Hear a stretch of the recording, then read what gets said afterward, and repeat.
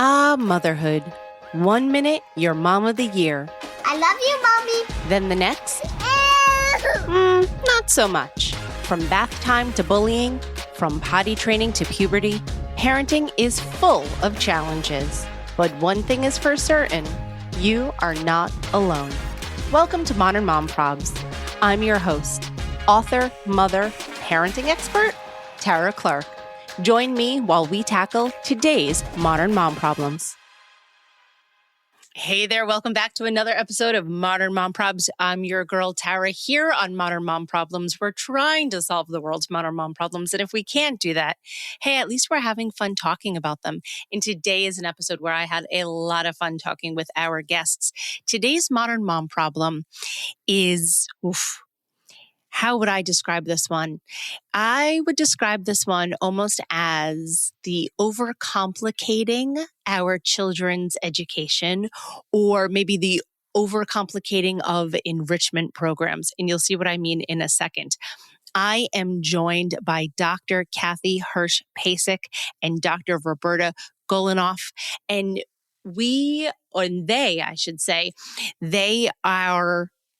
they are childhood development specialists. Bobby, scrap that from where I say their names, okay? Because I'm just goofing up what they're saying there. So, okay, I'm going to take it from here.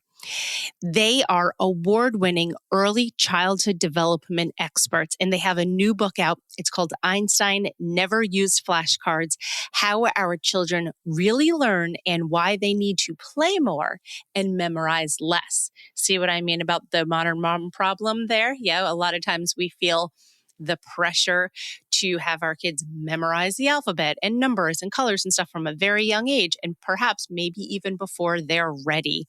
I am so excited to bring this conversation to you right now. Ladies, welcome to the show.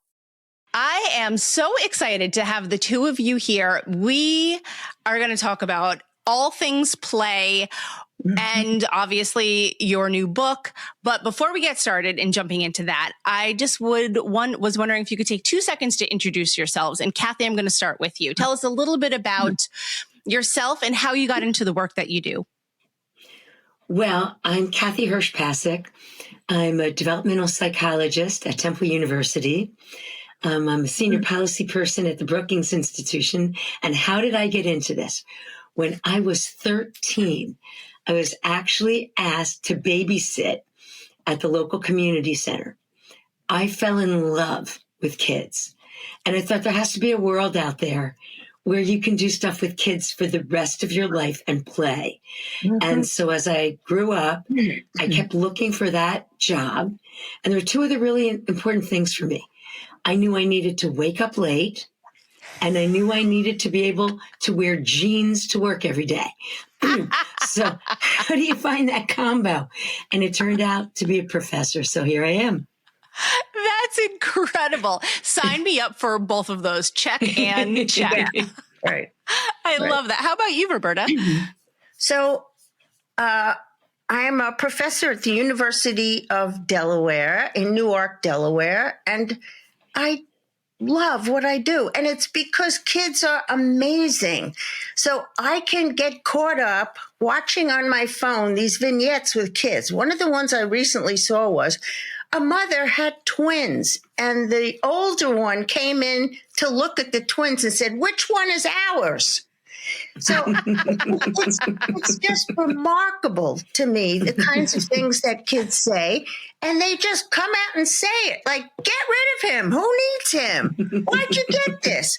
There are a lot of those on my phone coming to me, and I just crack up every time. But kids are fantastic. They really are. What they think, they say what they mean, and with training and age and getting used to the culture, that gets dampened down. So the people who can continue to think like kids are very rare indeed.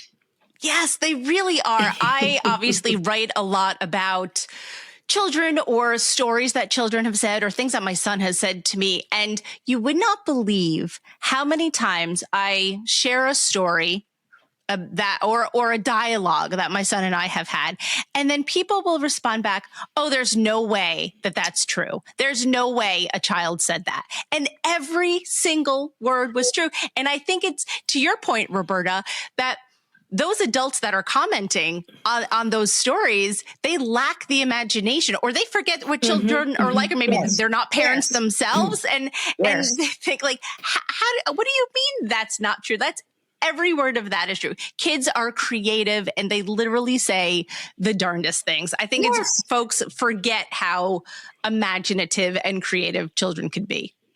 No, Tara, I have to tell you, I just had a conversation with a 5 and a 3-year-old. And I said to them, it was by Zoom, I said, I'm really curious. I'm going to this podcast.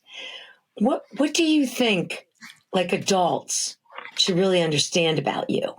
Like, if you were writing a book for adults, what would you say?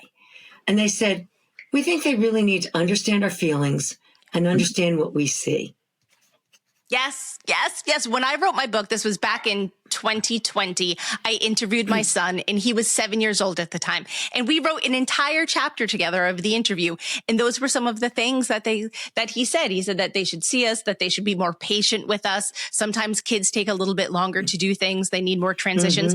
So then recently, 5 years later, I interviewed him again here on this podcast, asking him the same questions to see what he was like from a 7-year-old to a 12-year-old. And that's you are experts in childhood development. So that is a very big difference. But his answers were similar. They're experts. Yeah, on themselves. But they do change. From 7 to 13, he's become so much more mature and sophisticated by virtue of so many of the experiences that you have provided for him. And he's ready for that adolescence and the next stage in his life, which, as we all know, can be a bit discombobulating. But if you have parents who care and who continue to keep the lines of communication open, that's the key. That's the key. There is no topic off limits, because if you say we can't talk about that at the dinner table, you will have kids who do things they're afraid to tell you about. That is absolutely true. I take that as a motto. Often I put that in my pocket, and sometimes my son will say some inappropriate words and I sort of cringe when he says them, but I let him talk about it because I don't want it to be a situation like you mentioned there, Roberta. So, it's interesting, Kathy, to your point, you said about babysitting at 13. I used to babysit all the time. I loved babysitting. It was my favorite thing to do. And when I was babysitting in the 1990s, there was a very popular video out. And it was called Baby Einstein. Oh my gosh, Baby Einstein, my Lord. And all of the parents that I babysat for, and it was several different parents, and they were well-meaning parents. They were well-meaning parents, plopped their small children and their toddlers in front of these Baby Einstein videos to try to make them smarter. So I'm using that as a segue to talk about your new book, Einstein Never Used Flashcards. You will not find us recommending Einstein videos in Einstein Never Used Flashcards. And I don't know if I should probably say what it was about. Einstein videos were about supposedly teaching children language and about the world, and they would show kids trees, and as we would say, take them out, show them a tree. And it turned out that Einstein had to give money back because they were sued for the claims that they were making about the kinds of things that kids could learn. But this comes out of the more general concern with developing children's brains and with us being the sculptor of children's brains, which is not true. Oh, yeah, I just add to that to say, we don't realize is that babies, like little babies, when they first come out, there's so much to learn. They have to learn where the corners of walls are. They have to learn that you can't magically walk through a wall. Well, they can't walk, but you know what I mean. Yes. They have to learn that things that are up, if you throw them up, they come down. So there's all this stuff that we don't even think of that are basics, like baby basics. And the brain comes prepared to learn them. And yet we have created parent frenzy. I've never seen anything like this. Yes. Maybe we should have the term, the generation of the overwhelmed parent, because what we are doing is insane. I just have to give you one example. I went stroller shopping with my kid. They just had a baby. The baby is 10 weeks old. Okay. I thought I was going to die during my stroller shopping. There were at least 40 strollers to look at. Now, best I could tell, every one of them got you from point A to point B. But there were fat tires, thin tires. There were, will it go through the snow? Will it go on sand? I mean, gee, parents, it's okay. Take a breather. And last thing I'll mention on this, I realized that there are close to 100 baby tracking apps. They track everything. I mean, right? It tracks how much food goes in, how much food comes out that you're cleaning up. You know, how much sleep did we get last night? Is there a trend? Can we draw a curve? Oh my gosh, parenting in that kind of situation will drive you crazy. So as Roberta's saying, just go out, they'll see real trees. And we're not, old-fashioned. We are grandmothers, but we're not old-fashioned. It's just that if you know the developmental science, there's magic in there. And our book, Einstein Never Used Flashcards, it's about exposing the magic in the moment so that you'll feel a little less calm and find more joyful parenting. So this is exactly what we're about. We want parents to recognize, I think they do, that this is like the hardest job in the world, but underneath what is the hardest job in the world are things that parents can do with their kids that are not only good for the kids, but good for them and stress reducers for them. Now, why are parents feeling so rushed and so fatigued? I think the marketplace has really taken advantage of parents. I think they convey that faster is better. And if you can get a kid to learn their alphabet when they're 2, it's better than when they're 3 or 4. In fact, that is not true, because children rapidly catch up when they're ready to learn what it is you're going out of your way to teach them. Now, we're not saying don't try to teach your kid the alphabet. What a terrible thing. Not at all. But people actually spend a lot of money on this kind of thing. And now there are lots of video apps and things present. Kids will learn when they're ready. That's why we have kids being expelled from preschool, because we have made the preschool too worky and not enough play. Yes, absolutely. Do you know, Tara, and my nephew's in a preschool program, 5. Do you know that there are 3 kids in the 5-year-old program that have one-on-ones? Really? You have to explain it, Kath. I mean, do they really need a person there following them at every moment? I mean, I would go crazy, right? I would go crazy. Yeah. So we just need, and we just did a study, by the way, where we looked at 43 classrooms, and we went in, it's kindergarten, 1st grade. How much of the time do you think they're sitting? Too much. Okay? Far too much. Yeah. Sitting. This is preschool and kindergarten. These are 4 and 5-year-olds, 50% of the time. Another 26% of the time, they're lining up to go to the bathroom or lining up to go outside. Kids can't handle it. They can't handle CEO teachers, and they can't handle CEO moms. We have to give them a break. And we have to give ourselves a break, Tara, right? Yeah. That's absolutely true. Tara, that it's not easy to be a good parent, but it sounds like you are a parent who really appreciates the stuff that you learn from hanging out with your kid. And what we do in Einstein Never Used Flashcards is we help parents see There's magic in those moments. And if you can attune yourself to what could happen with a visit to an everyday place like the supermarket, oh my God, there's so much for your kid to learn. You don't have to take out books on vegetables and study the names of rutabaga and eggplant. Go to the supermarket and walk around and follow your kid's interest and tell the kid, look, this is an eggplant. It's like the only purple vegetable we have. Feel it, right? How long will that take you? I don't care how busy you are. That's like 15 seconds less. So we want to make it fun for you as a parent, as well as help your child learn in the most organic and meaningful way. Hi, I'm Andrew Yang. You may remember me as being the guy who wanted to get money into the hands of millions of Americans. Well, I'm still at it, and I'm now the founder of Noble Mobile, the first carrier that pays you to use your phone less. With Noble, you get unlimited talk, text, and 5G data on the T-Mobile network, and you can earn up to $20 cash back a month for getting off your phone. Try it for just $10 a month. Go to noblemobile.com/yang10. That's noblemobile.com and use my code YANG10 to get paid to use your phone less.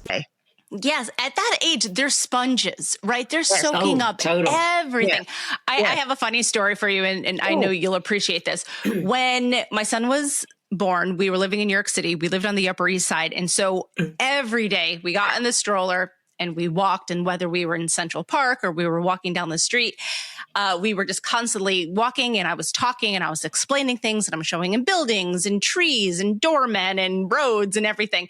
And my son learned the logos of cars before he learned the alphabet. Oh, that's amazing. That's brilliant. Amazing. That's brilliant. That was his party trick. So one time I remember we went to my uncle's house, and my son must have been, maybe 18 months old. And he could look at a car logo and say, Mazda, BMW, Mercedes. And my uncle got such a kick out of it.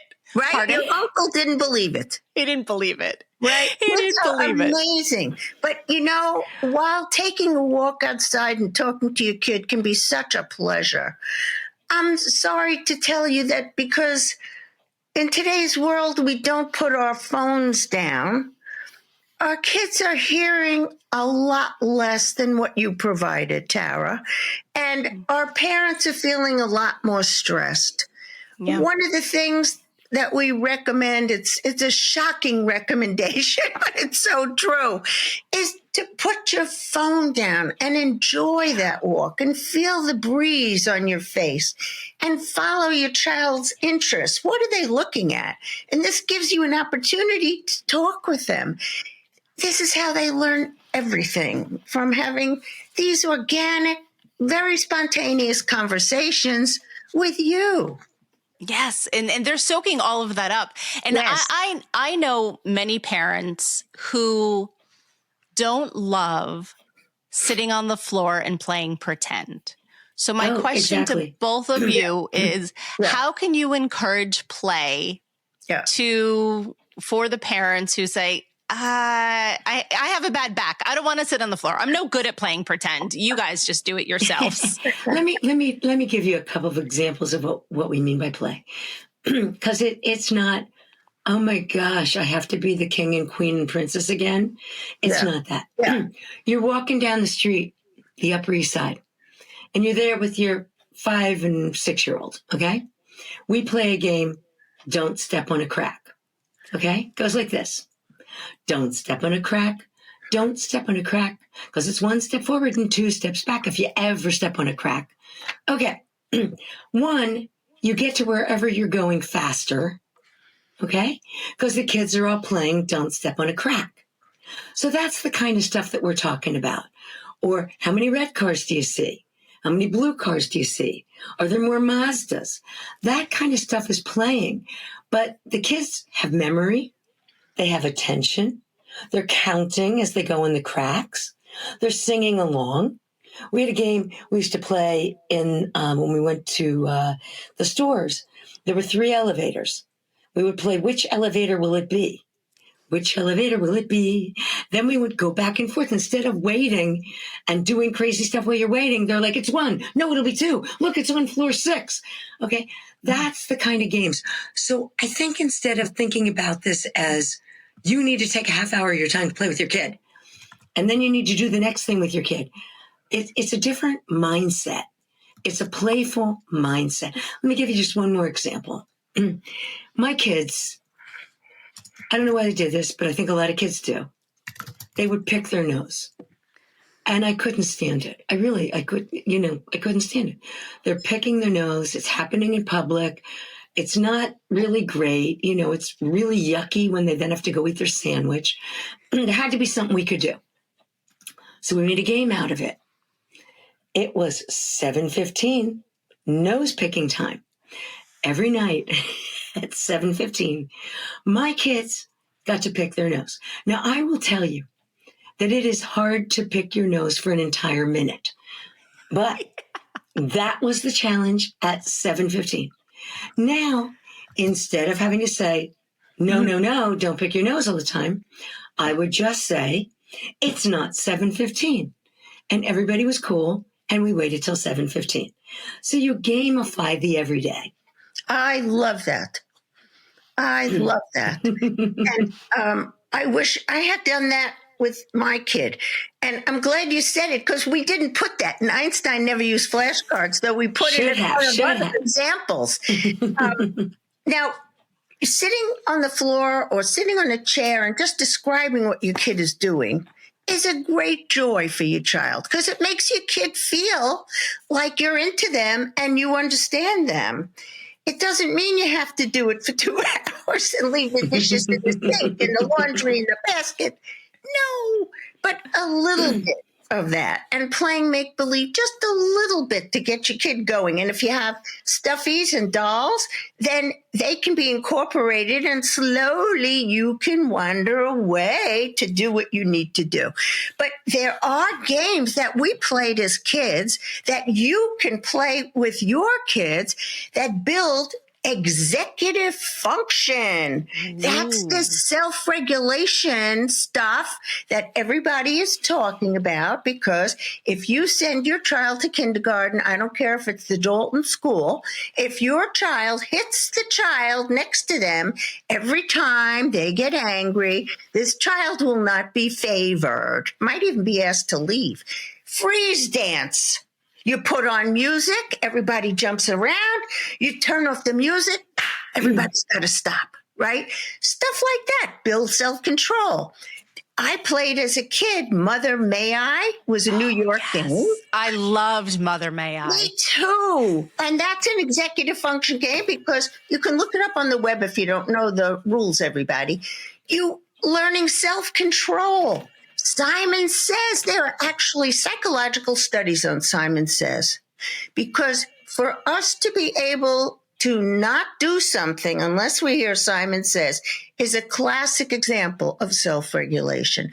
Did you play red light, green light, Tara? Yes, loved that one too. So if you can teach your kids these games, it's really fun to do it. It brings back your childhood too. It does. Those are the... I probably haven't heard those phrases in such a long time. Mother May I and red light, green light. I loved those games. Why aren't we doing more of that? I know we should. And you know what's cool about them? When you're doing that, it's fun for you. Yep. And it relieves the stress in the room. I just have to give you an example just on a Zoom call that I was at with this 3 and 5-year-old. So we're having this wonderful call. They're doing art on the other end. And then stuff just went out of control.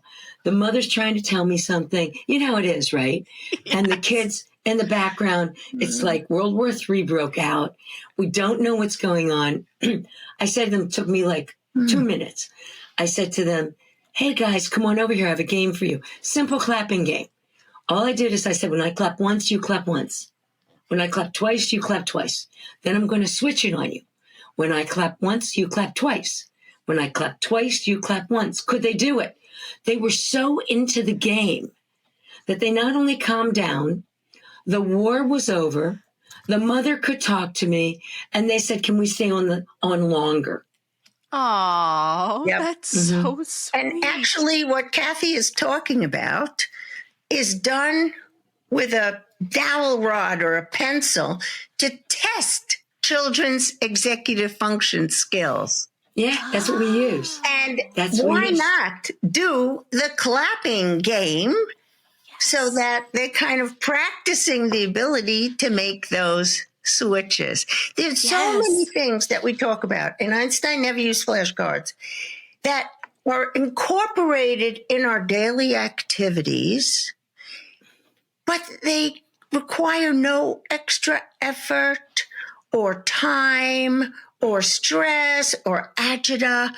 You can just do these things as you go along with your kids. And one more example, if I may. Sure. We've been called, really, developmental psychologists don't get a lot of emergencies. I'll start there. And, but we get calls, oh my God, my child, there's a serious problem. I said, okay, what's the problem? So I'm just going to go through 3 quick problems that aren't problems. She says, I go to the store instead of I went to the store. Well, okay. I mean, it turns out that for most past tense in English, you do use ed. I hopped, I jumped. So that's brilliant. They just learned a rule. Look at how smart they are. Let me give you another one. They're counting. But when they count, they go 1, 4, 8, 2, 3. And they're very proud of themselves. And you, wanting to have it perfect, like, oh my God, what just happened here? My kid can't count. What's wrong with my 3-year-old? Okay, well, yes, actually, your kid knows that a different word goes with each object. They're starting to learn what we call one-to-one correspondence. And that has everything to do with later math. Last example, do you ever see these 3-year-olds? They have color terms, but they don't know what the color terms go with. Well, they learn the color terms. How cool is that? They know it goes with something. How cool is that? And they'll sort it out. But you don't need be the arbiter of everything. Hey, a lot of guys don't know color terms at all. Yeah. And maybe what we need to do is relax a little bit, go with the flow. And in Einstein never used flashcards. We try to say, did you just see that? Did you see the brilliance in your child? And when you see that, it's like looking through a new lens in a magical world. And all of a sudden, you get less stress. Yeah, it's just that little perspective shift. Yes. And this business of every moment counts. And I have to teach them this, and I have to teach them that, and I have to buy this and that, was debunked like over 50 years ago. There was a psychologist named Myrtle McGraw who took identical twins. That means same genes, same environment, nothing is different between them. She taught one of each pair of twins something that she really had to work to teach them, like climbing stairs, using a scissors. She didn't teach the other twin. When the other twin grew a little bit more, like in another 6 months, they learned it, boom. And she had to knock herself out to try to get the kids to do that 6 months earlier. So this relates to the bigger point we make in Einstein never used flashcards, which is that, you think when you're pressing for your kid to be able to identify the letters or say the numbers in the correct sequence, that if they don't do it, they'll be at a disadvantage. But it's not true. There are studies that show when kids are ready to learn this stuff, they learn it quickly. Now, of course, there are those children who will have what are called learning disabilities, but they're few and far between. And your average child will just learn it when they're ready to learn it. And that's why we have so many preschool expulsions, because we're forcing not only regimentation and sitting on your can, but we're often forcing children to engage in the prerequisites to reading before they're ready. We have to respect where children are. Exactly. Yeah, there's a fun. And it surprises me. I'm sorry to interrupt. I want to hear what you have to say there, Kathy, and then I'll ask my question. Oh, I was just going to say, we did a fun study in 1990 where we looked at kids who had gone to an academic preschool and kids who went to a play preschool. And we want to see what it was like when they arrived in first grade. And I'm so sorry to tell the parents who spent all this time researching all the academic preschools, but nobody could tell the difference. That's what I think more people need to hear. Yes. No, nobody could tell the Kathy, difference. talk about some of the negatives of being in a school that was pressing young children to learn stuff they weren't ready to learn. Well, I mean, the basic thing that Roberta and I talk about a lot is, let's look at it. Anxiety levels are up in kids. Yes. I mean, who ever heard of kid depression? Kid depression is up. We have kids, if you couple what's going on in the world, what we're doing is as parents because we're told to do it, and screen time, it could make you dizzy. And in fact, it is making kids dizzy. They're less social. They're more anxious. They have more mental health problems. We need to address this both for ourselves and for our kids. And I'll just give you one more line because it was so beautiful. Last night, talking to my 10-year-old, I said to her, Ellie, what was the best part of school today? And she said to me, coming home and having an hour off. Isn't that amazing? It's like the kid has a 40-hour-a-week job. I know. These kids are working too hard. Mm-hmm. Yes. And it's not helping them. It's not helping them. Look, if you work really hard and at the end of the day, you're going to be a genius and you're more likely to get into Harvard because you went to cooking and then you went to your sport and then you went to ballet. Well, maybe there's a justification, but the sad news is it doesn't work. It doesn't work. Kids aren't programmable like computers are, and parents aren't meant to be CEOs. We're meant to do this hard job while enjoying a little bit of it. Yes. The late developmental psychologist Sonia Luther did work that I give the students in my class to read. It turns out that children who come from high-income families often have more anxiety and depression than children who come from low-income families. Children from high-income families often spend less time with their parents than the children from low-income families. Now, she did these studies just about the time when the cell phone was coming in. I will bet you $1 million that this problem has only been exacerbated because now everybody is on their device, and that human connection between us and our kids is so crucial. And we're minimizing it even further with the CEO parents who never turn off their cell phones and machines because they feel like their jobs are really important. And I appreciate that. I really do. But there has to be some time you carve out for you and for your family so your kids develop that connection with you. Yeah. So to piggyback on your idea there, Roberta, so here we are now. Yeah. It's going to be 2026. How can we foster these connections with our children? I'm going to start with something simple, if I may. Take 2 minutes of time. All right. All of us can find 2 minutes of time in our very busy schedule. And watch what your kid's watching and comment on it. Be a part of their world.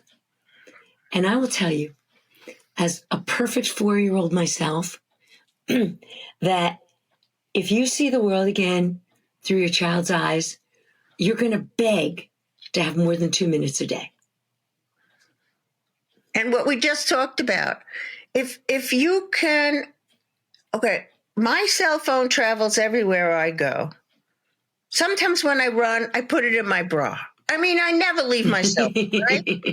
If you can think about just during dinner, time, getting everybody's phone and especially the parents, into a basket, and everybody turns it off.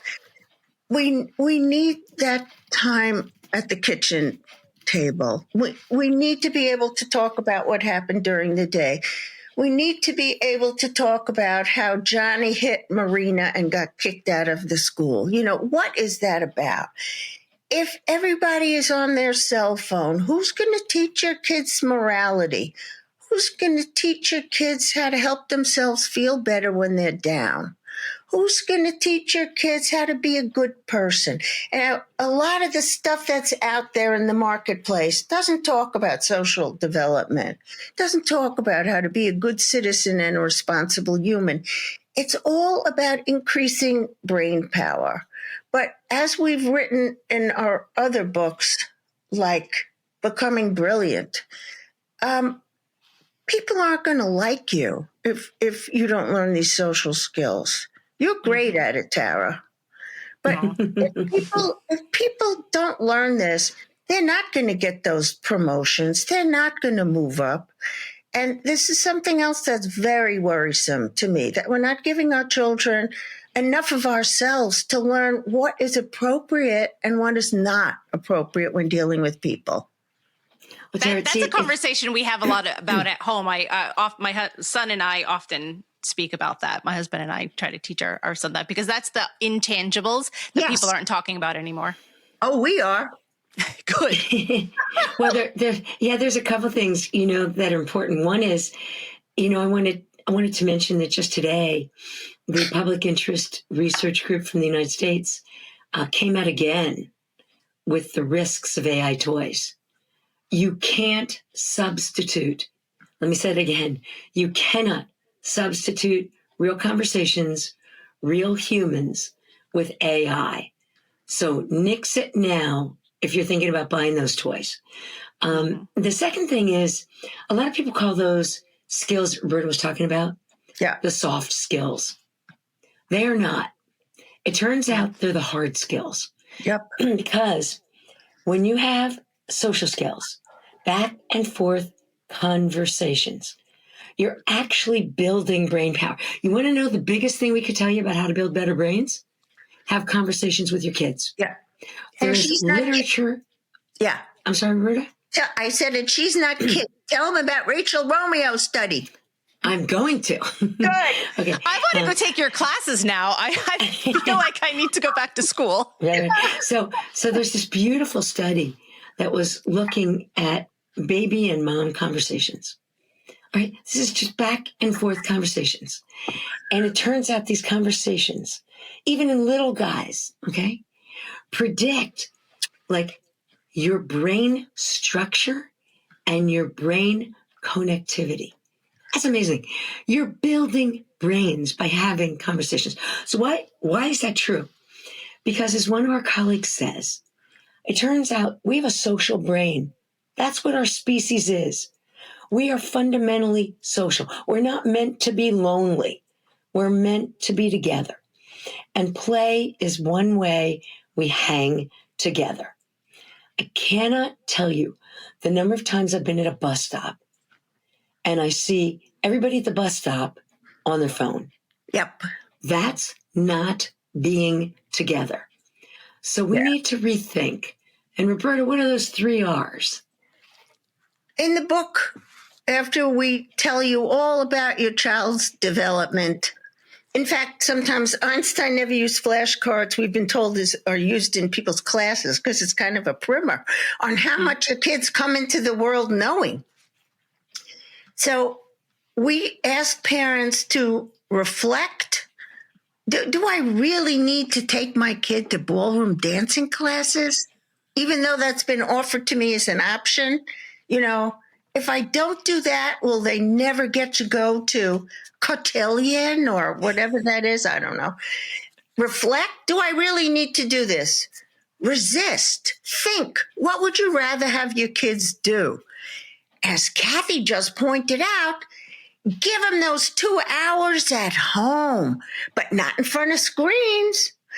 Get art supplies. Now, Old newspaper is great. You don't have to spend $1,000 on art supplies, right?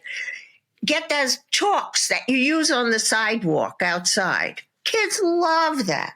Let them have the time to play.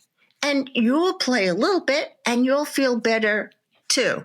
And then recenter. Ask yourself, am I doing what's important for my child and for me? Because I can't be a good parent if I am so stressed that I just blow up every time my child says something.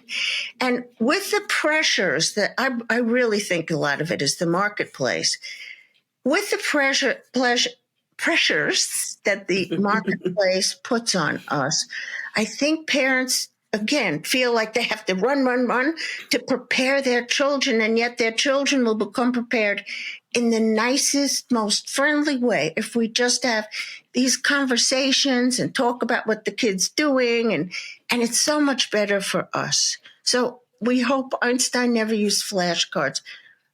Really helps people reflect, resist, and recenter. I love those 3 R's. I'm going to grab those. I'm going to put them in my pocket right now. You got it.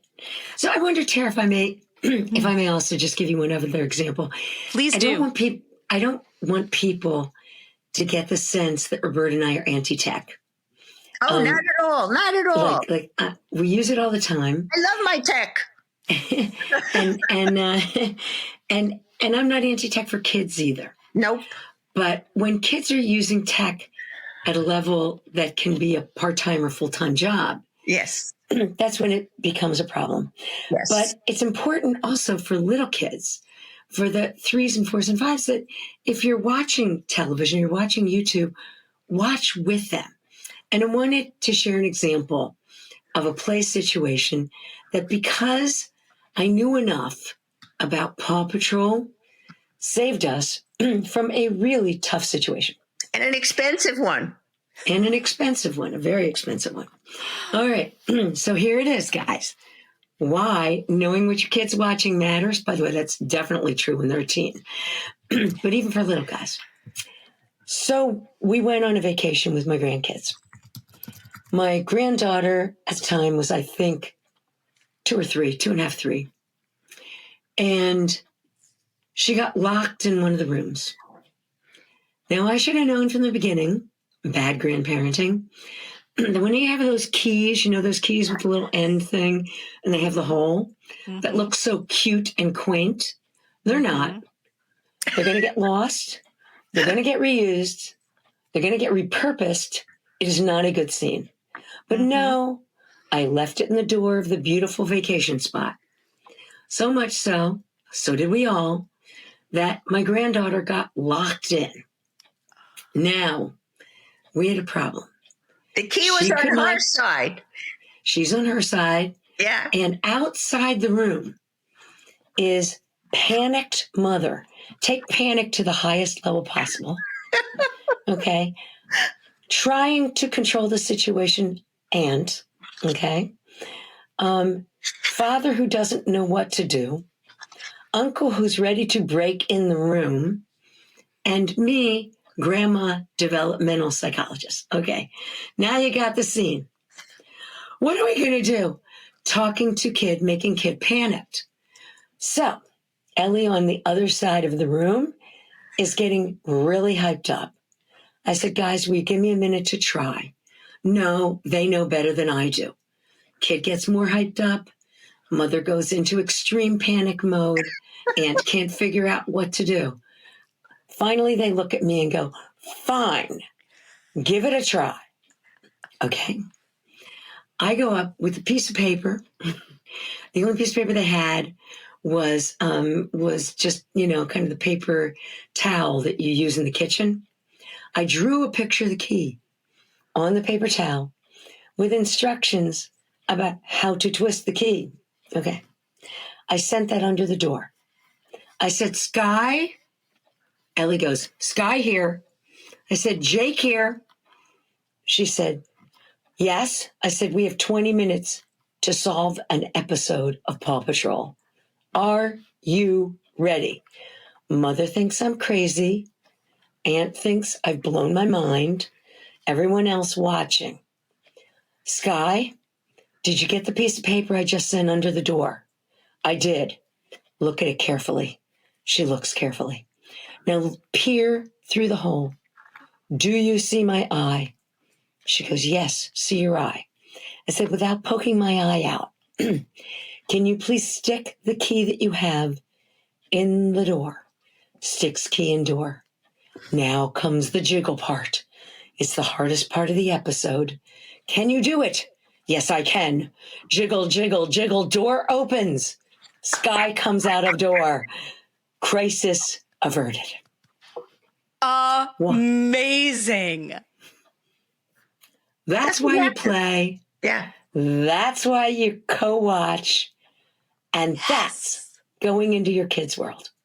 Yes. That is it, Kathy. You get the Grandmother of the Year award for that. Is incredible. Great story. That is incredible. Ladies, you are incredible. I want everyone to read your book. Where can they find it? It will be available on Amazon. It's coming out this coming month. And we're so January excited. 20th. January 20th, it's already available at Penguin Random House. You can just click and there it is, and we will send you the link so you can put that up. Yes. And we're excited. And by the way, we want your comments, parents. We want your stories, because we know that when you give yourself a break, you're giving your kids a break. Yep. And wow, what a much happier life you will have. Absolutely. I concur 1,000%. Roberta, go ahead. We would be so, you are so much fun, Tara Clark. Oh, thank you. I would be so happy to continue this another time and talk again, because you get it and you ask great questions. And it's so important that we take care of ourselves and take care of our kids at the same time, but not be so swayed by the marketplace and by what the Joneses are doing next door that we think, oh my God, my child can't read yet and he's 4. No. Please relax. Exactly. I think that's a great way to end it. Please relax, parents. Go easier on yourselves. Ladies, thank you so much for being here today. Thank you so much. Thanks for listening to today's episode of Modern Mom Probs. I hope you enjoyed our deep dive in today's problem with me, your host, Tara Clark. Join me next time when I'll be interviewing another great guest and tackling another modern mom problem. If you enjoyed today's episode, please leave us a review and a rating. As always, you could head over to Modern Mom Probs on Instagram and give me a follow, or check out my book, Modern Mom Probs, A Survival Guide for 21st Century Mothers, available online wherever books are sold. Well, that's it for today. See you next time, folks.